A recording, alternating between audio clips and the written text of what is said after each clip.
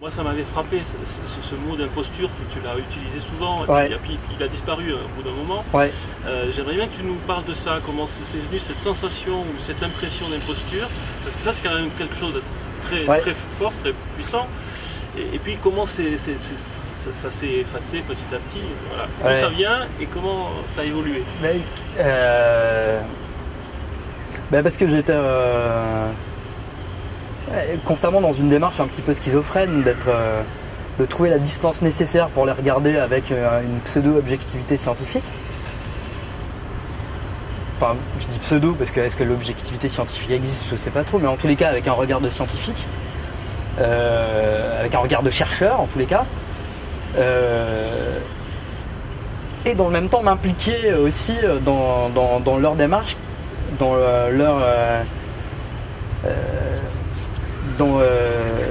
leur implication physique, etc., ou dans l'écriture. Et c'est-à-dire, j'avais deux modes de pensée. Je devais penser, quand j'étais chercheur, je devais penser avec la tête, et quand j'étais slammer, je devais penser avec le ventre. Et c'est-à-dire puiser dans mes sensations, dans mes sentiments, dans mes voilà. Et donc mêler ces deux choses, c'était difficilement conjugable. Enfin, le premier sentiment d'imposture, ça vient de là. C'est d'être à la fois dedans et dehors, d'être à la fois derrière la caméra, devant la caméra, de poser les questions mais en esquisser les réponses, et donc je devais toujours retravailler quand j'étais trop avec eux et quand j'étais trop en empathie avec eux, je devais créer une distance, et comme c'était de l'implication qui était aussi affective avec eux, la distance c'était aussi du temps.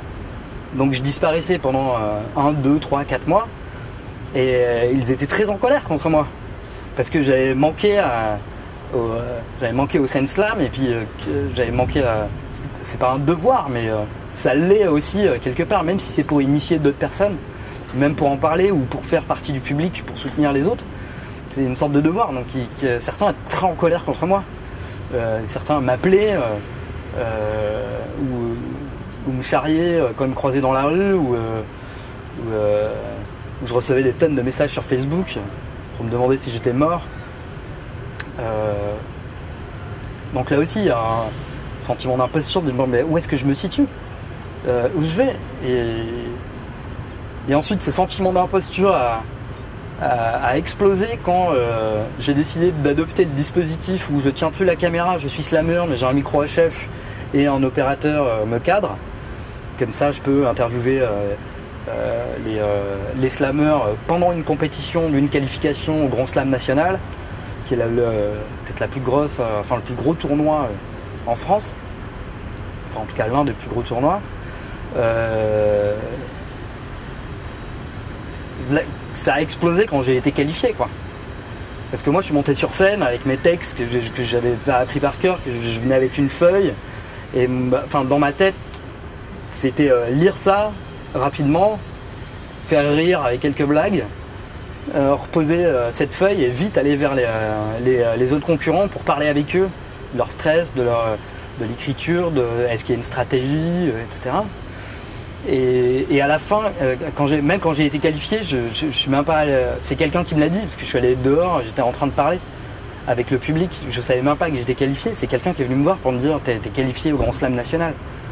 Et là, je me suis dit, mais je suis un imposteur, quoi. C'est comme un flic infiltré qui devient parrain de la mafia, tu vois.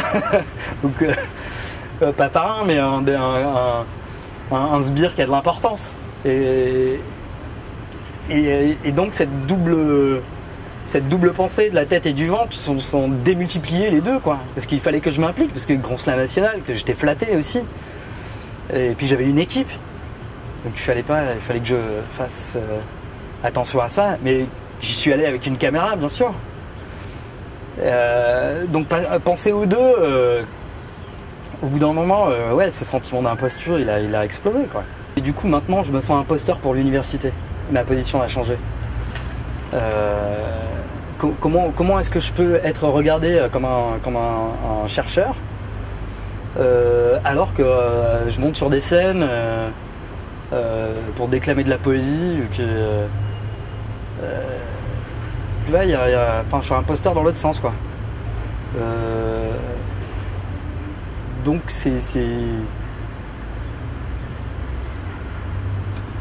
ouais, c'est assez difficile de redevenir légitime maintenant de l'autre côté, quoi. Enfin, du côté de l'université. Enfin, en tout cas, de la recherche, en règle générale. En fait, il faudrait que je fasse un film de fiction, quoi.